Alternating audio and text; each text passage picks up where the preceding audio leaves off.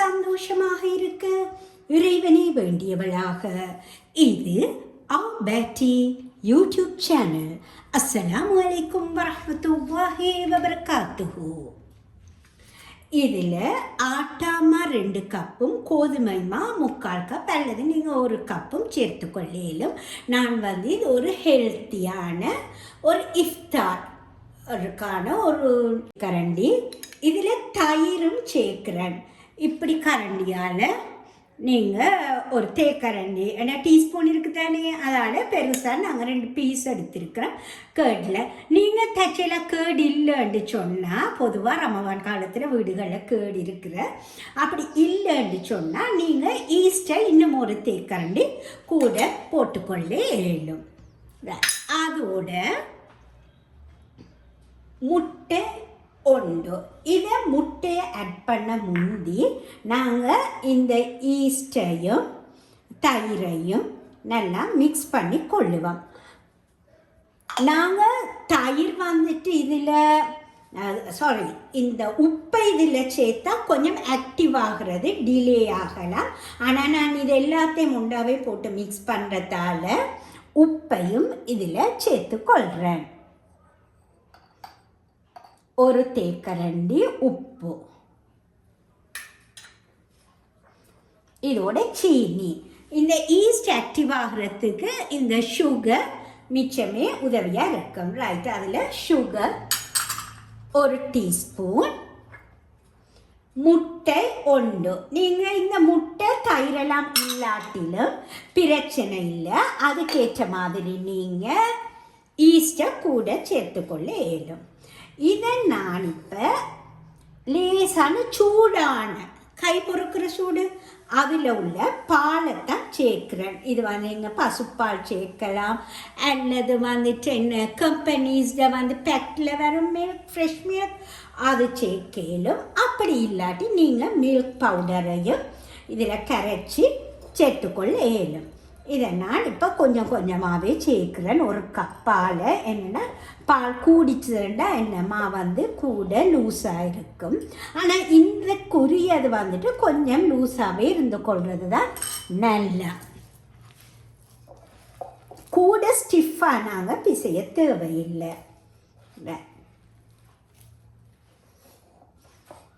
நாங்கள் ரொட்டிக்கு பிசைகிறத விட சொட்டு லூஸாக இதை எடுத்துக்கொள்ளே இல்லை.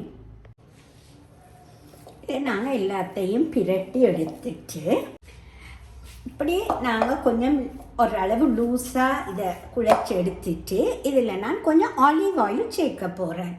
நீங்கள் ஆலிவ் ஆயில் சேர்க்குறது நல்ல.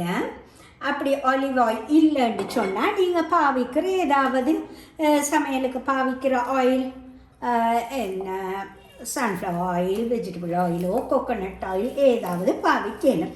இது என்னட்ட ஆலிவ் ஆயில் இருக்கிறதுல அதை நான் பாவிக்கிறேன். இதையும் சேர்ந்து நாங்கள் ஒரு 5 மினிட்ஸ் போல் நல்லா மிக்ஸ் பண்ணி எடுத்துக்கொள்ளுவோம். இந்த இருக்குது நாங்கள் செய்த டோ. இதை இப்படியோ ஒரு 1/2 hour to 45 minutes நாங்கள் மூடி வைப்போம். அதுக்கு அந்த டைமில் நாங்கள் இதுக்குரிய ஃபீலிங் அல்லது கீமாவை எப்படி செய்யணுன்னு பார்ப்போம். இன்றைக்கு நான் சிக்கன் கீமா தான் செய்ய போகிறேன். இப்போ நான் கீமா செய்கிறதுக்காக ஒரு பேனை ஹீட் பண்ணுறேன். அதில் நாங்கள் யூஸ்வலாக யூஸ் பண்ணுற ஆயில், சமைக்கிறதுக்கு பாவிக்கிற ஆயிலை போட்டுட்டு சின்னனா கட் பண்ணி கழுவி வச்சிருக்கிற சிக்கன் இந்த இருக்குது. இந்த சிக்கனை இதில் சேர்த்துக்கொள்ளும்.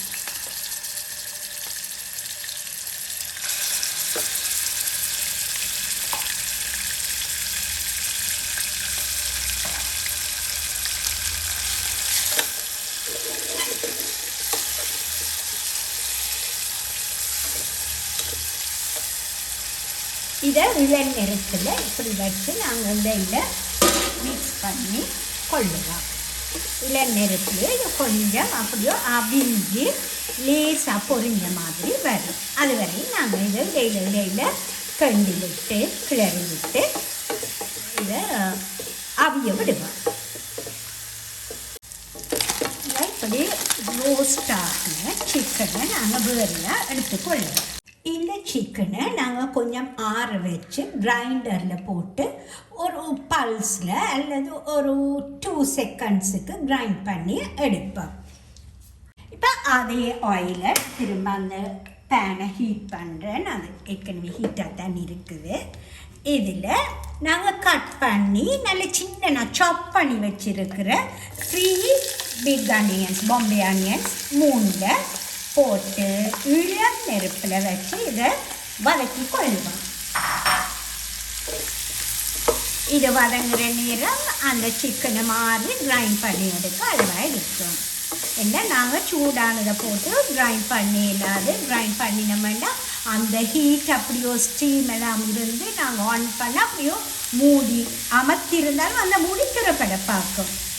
திறந்து அப்படியெல்லாம் வெளியில் ஆகிறதுக்கு சான்ஸ் இருக்குது. ஸோ அதை ஆரம்பித்து தான் நாங்கள் எப்பவும் பிளெண்டர்லேயோ கிரைண்டரில் போட்டுக்கொள்ள வேணும். இதை நெருப்பில் நாங்கள் வதங்கி விடுவோம். இந்த இருக்குது நான் சிக்கனை கிரைண்டரில் போட்டிருக்கிறேன். இதை கிரைண்ட் பண்ணி எடுப்போம். வெங்காயம் வந்துட்டு வதங்கிட்டது. இனி இதை ஆட் பண்ண வேணும். இருக்குது இப்படி சிக்கனை அரைச்சிட்டு நான் அந்த வதங்கின வெங்காயத்தில் ஒரு ஸ்பூன் ஜிஞ்சர் கார்லிக் பேஸ்ட்டையும் சேர்த்து ஆன் பண்ணி லோ ஃப்ளேமில் இதை வச்சு இதை குக் ஆகிறதோட நாங்கள் இந்த கிரைண்ட் பண்ணின சிக்கனையும் சேர்த்து கொள்ளுவோம். இதோட நாங்கள் கரம் மசாலா 1 ஸ்பூன், சீரகம் ஒரு 1½ ஸ்பூன்ஸ், மற்றது பெப்பர் மிளகுத்தூள் அது ஒரு 3/4 கரண்டி. நான் சின்ன கரண்டி இந்த ஸ்பைஸ் பாட்டில் நான் ஏற்கனவே ஸ்பைஸ் பாட்டில்ஸ் வேண்டேன் அந்த ஸ்பூன் ஏன்னா இந்த யோகர்ட் ஸ்பூனில் ஒரு டபுள் அமௌண்ட் இருக்கும். அதோட இது வந்துட்டு தனித்தூள் இவ்வளவத்தையும் போட்டு நாங்கள் இதில் மிக்ஸ் பண்ணி கொள்ளுவோம்.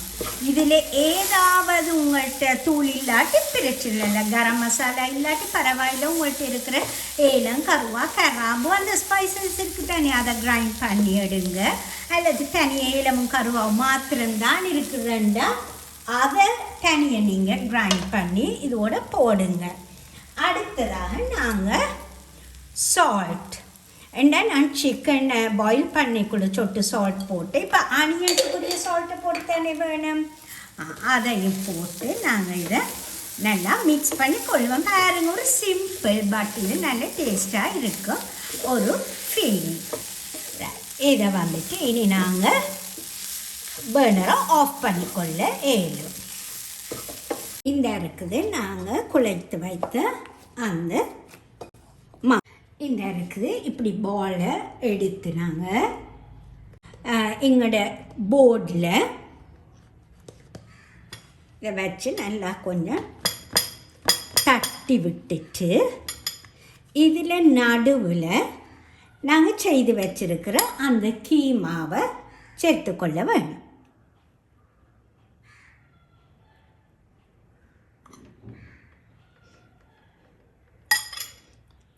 அதை இனி நாங்கள் மூடி பாலாக்கி கொள்ளுவோம்.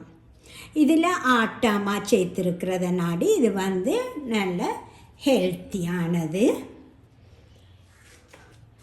இதை இப்போ தட்டி கொள்ளுவோம்.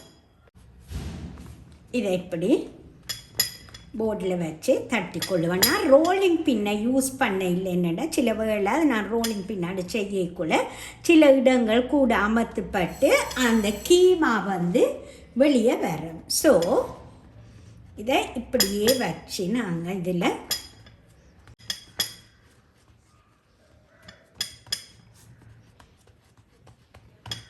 இதை நாங்கள் செய்யக்குள்ள மெட்டதை ஒரு க்ளோத்தால் மூடி வச்சுக்கொள்ள வேணும். இந்த இருக்குது இப்படி மூடி வச்சுக்கொள்ளுங்க. இதை இந்த போர்டில்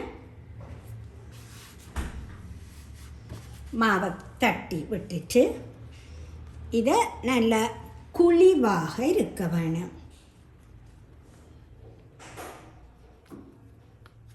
அப்போ தான் நான் எங்களுக்கு கூட கீமா வைக்கலுமா இருக்கும். தட்டி இருந்ததுண்டா குறையத்தான் எங்களுக்கு வைக்கலுமா இருக்கும்.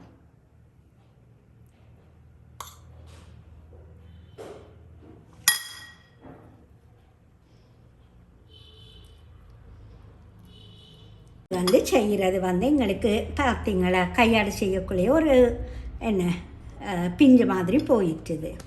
இது கவனமாக தட்டிக்கொள்ளணும். இது வந்து எங்களுக்கு செய்கிறதும் ஈஸி, அடுத்தது ஹெல்த்தியானது, கூட ஆயிலெல்லாம் தேவையில்லை. ஆனால் நீங்கள் வந்துட்டு இதை இப்படி இஃப்தாருக்கும் செய்துட்டு இன்னும் எக்ஸ்ட்ராவாக கொஞ்சம் செய்து ப்ளெயினாக செய்து நீங்கள் கறியோட டின்னருக்கும் இதை எடுத்துக்கொள்ளலாம். அல்லது செய்து நீங்கள் ஃப்ரிட்ஜில் வச்சு திரும்ப அடுத்த நாளைக்கு ஹீட் பண்ணியும் இதை எடுத்துக்கொள்ளலாம். ரைட், இப்படித்தான் இதை செய்கிறது. அடுத்து நான் எப்படி இதை ரொட்டி பேனில் டாவாவில் இதை எப்படி போட்டு நாங்கள் பேக் பண்ணி கொள்கிறேன்னா சுட்டு கொள்கிறேன்னு பார்ப்போம். நான் இதில் ஆலிவ் ஆயில் ஊற்றினேன். நீங்கள் விரும்பின ஏதாவது ஆயில் குக்கிங் ஆயில் போடையிலும் நான் இதில் தவாவில் ஹீட் ஆகிட்ட பிறகு சொட்டு ஆலிவ் ஆயிலை விட்டு இந்த நானை போட்டிருக்கிறேன். ஒரு சைடு பேக் ஆகவும் நீங்கள் அடுப்பை நல்லா குறைச்சி ஓரளவு குறைச்சி வச்சுக்கொள்ளுங்க. ஏன்னா இல்லாட்டி வளமையாக தெரியும் தானே, உள்ளுக்கு வேகாமல் வெளியில் ப்ரௌன் ஆகிடும். ஸோ இதில் வந்துட்டு நாங்கள் ஒரு சைடை பேக்காக விட்டு இருக்கிறேன், அடுத்த சைடையும் பேக்காக இப்படி பிரட்டி இதை பிரட்டி விட்டு நாங்கள் இந்த நானை பேக் பண்ணிக்கொள்ள ஏழும்.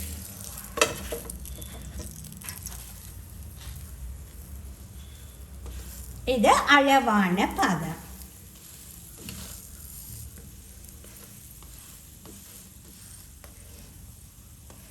நான் ஹெல்த்தி வெர்ஷனுக்காக இதில் ஆலிவ் ஆயில் பாவிக்கிறேன். நீங்கள் என்ன விரும்பின கோகோனட் ஆயிலோ வெஜிடபிள் ஆயிலோ சன்ஃப்ளவர் சோயா ஏதாவது ஆயில் பாவிச்சுக்கொள்ளே. இதை இப்போ கவனமாக மெட்ட சைடு பிரட்டி கொள்ளுவேன்.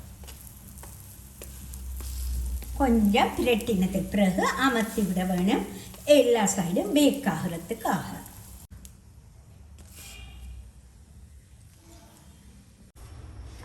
இதை நாங்கள் இப்படி ரெண்டுக்கு கட் பண்ணி அல்லது 4 கட் பண்ணி சைஸை பொறுத்து அப்படியும் சர்வ் பண்ண ஏழும்.